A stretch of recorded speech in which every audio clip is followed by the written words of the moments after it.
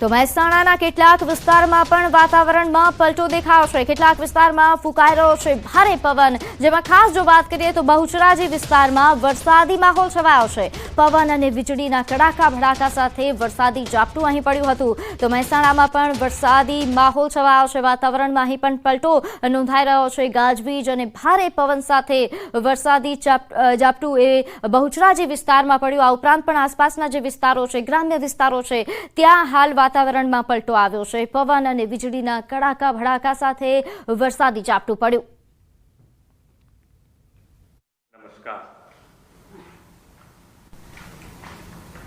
આપણે સૌ જાણીએ છીએ એમ ઓપરેશન સિંદૂરની જ્વલંત સફળતા માટે યશસ્વી વડાપ્રધાન શ્રી નરેન્દ્રભાઈ મોદી સાહેબ અને ભારતીય સેનાના દરેક જવાનોને ખૂબ ખૂબ અભિનંદન પાઠવું છું। એશિયાભરમાં ભારતની શાન એવા સિંહ એટલે કે શેરની વસ્તી અંદાજના આંકડાનો આજે જાહેર કરવાનો પ્રસંગ છે। આદરણીય મોદી સાહેબે એશિયાટિક લાયન પ્રત્યે આગવો લગાવ તેમણે આત્મનિર્ભર ભારત માટેની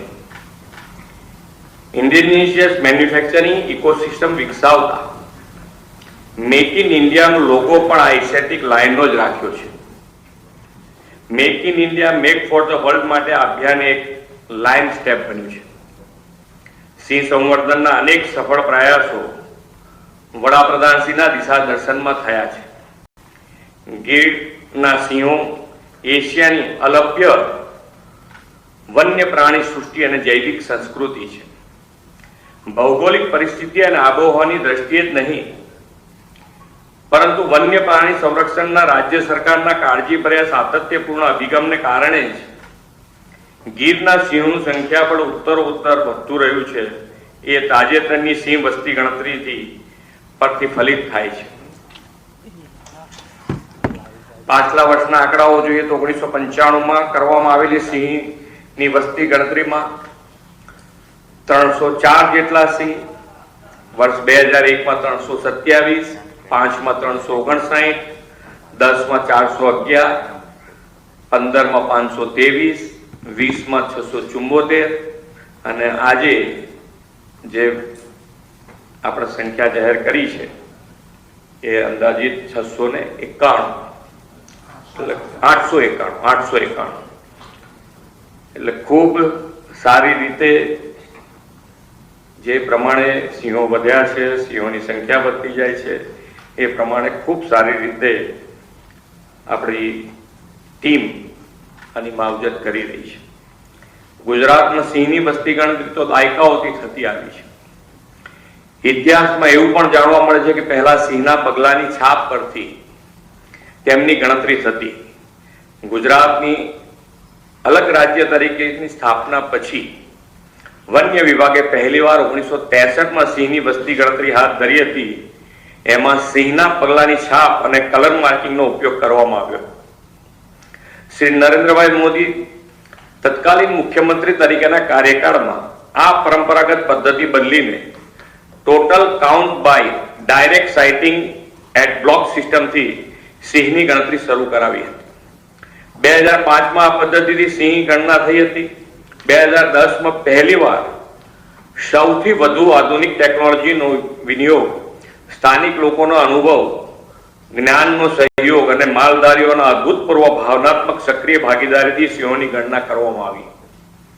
શ્રી નરેન્દ્રભાઈ ટેકનોલોજીના મહત્તમ ઉપયોગથી જે પ્રેરણા આપી છે તે મુજબ પરિવર્તન આપણે સિંહના આવી વસ્તી ગણતરીમાં લાવ્યા છે। આ વખતે રાજ્યમાં 11 જિલ્લામાં 58 તાલુકામાં 35,000 ચોરસ કિલોમીટરના વિસ્તારમાં સિંહ વસ્તી અંદાજની કામગીરી કરવામાં આવી છે। ડેટા રેકોર્ડિંગ માટે ટાઈમિંગ, જીપીએસ લોકેશન, ચિહ્નો, ફોટા, મુવમેન્ટની દિશા સહિતનું નિરીક્ષણ કરવામાં આવ્યું। જીઆઈએસ અને સ્ટેટિકલ સોફ્ટવેરની મદદથી ડેટાનું એકત્રીકરણ, સંકલન, નિષ્કરણ, આલેખન કરવામાં આવ્યું। વડાપ્રધાનશ્રીએ 74માં સ્વાતંત્ર્ય દિવસે લાલ કિલ્લાની પ્રાચીર પરથી સિંહના લાંબા ગાળાના સંરક્ષણ માટે કામ કરવાના સંકલ્પ અને પ્રતિબદ્ધતા સાથે પ્રોજેક્ટ લાયનની જાહેરાત કરી હતી. આ પ્રોજેક્ટમાં સિંહના હેબિટેટ અને વસ્તી પ્રબંધન, વન્ય પ્રાણી આરોગ્ય, માનવ અને પ્રાણી ઘર્ષણ, સ્થાનિક લોકોનો સહકાર, પ્રવાસન વિકાસ, વૈજ્ઞાનિક સંશોધન અને તાલીમ, ઇકો ડેવલપમેન્ટ તેમજ જૈવ વિવિધતાના સંરક્ષણ જેવી બાબતોને આવરી લેવામાં આવી. તાજેતરમાં તેમના હસ્તે લાયન 2047 વિઝન ફોર ધ અમૃતકાળ શીર્ષક સાથે પ્રોજેક્ટ લાયન દસ્તાવેજ જાહેર કરવામાં આવ્યો છે. વધતી જતી સિંહ વસ્તીના સુચારુ સંચાલનમાં અને સિંહોના રહેઠાણને સુરક્ષિત અને પુનઃસ્થાપિત કરવામાં, રોજગારી સર્જન અને સ્થાનિક સમુદાયની ભાગીદારીમાં વધારો કરવામાં પ્રોજેક્ટ લાયન 2047 મહત્વની ભૂમિકા ભજવશે તેનો પણ આ દસ્તાવેજમાં ઉલ્લેખ કરવામાં આવ્યો છે. આદરણીય વડાપ્રધાનશ્રીએ સિંહના સંવર્ધનમાં જનભાગીદારીને મહત્વનું પાસું ગણાવ્યું છે. આપણે પણ ગીર પ્રદેશમાં સિંહ અને માનવ વસ્તીના સહઅસ્તિત્વના અસંખ્ય ઉદાહરણો જોયા છે. ગીરનું અભિન્ન અંગ એવા સિંહ અને અન્ય વન્ય પ્રાણીઓ જે ગીરના જંગલોમાં વિચરે છે તે વનો અને વનરાજની જાળવણી કરવાની સહિયારી જવાબદારી આપણી જ છે. આપણે સૌ સાથે મળીને સહ અસ્તિત્વના સિદ્ધાંતને વધુ પ્રોત્સાહિત કરીને તે સમયની માંગ છે. સૌ સિંહ પ્રેમીઓ અને વન વિભાગના સિંહ સંવર્ધન માટેની પ્રતિબદ્ધતાથી રાજ્યમાં સિંહોની વસ્તીના વધારા માટે સૌ ટીમને ખૂબ ખૂબ અભિનંદન પાઠવીને વિરમું છું. ભારત માતા કી જય. વંદે માતરમ. જય જય ગરવી ગુજરાત. તો ગુજરાતની શાન ગણાતા એશિયાટિક સિંહોની વસ્તી ગણતરીના આંકડા જાહેર કર્યા. મુખ્યમંત્રી ભૂપેન્દ્ર પટેલે છેલ્લા 10 વર્ષમાં ગુજરાતમાં સિંહોની સંખ્યા વધીને 891 પર પહોંચી ગઈ છે. તો 16મી સિંહ વસ્તી ગણતરીના આંકડા જાહેર થયા.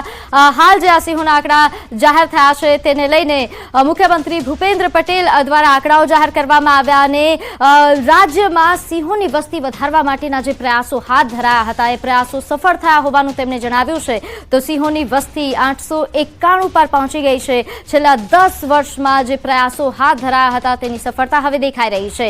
જેમાં ખાસ જો વાત કરવામાં આવે આધુનિક ટેકનોલોજીથી આ વખતે સિંહોની વસ્તી ગણતરી કરવામાં આવી હતી.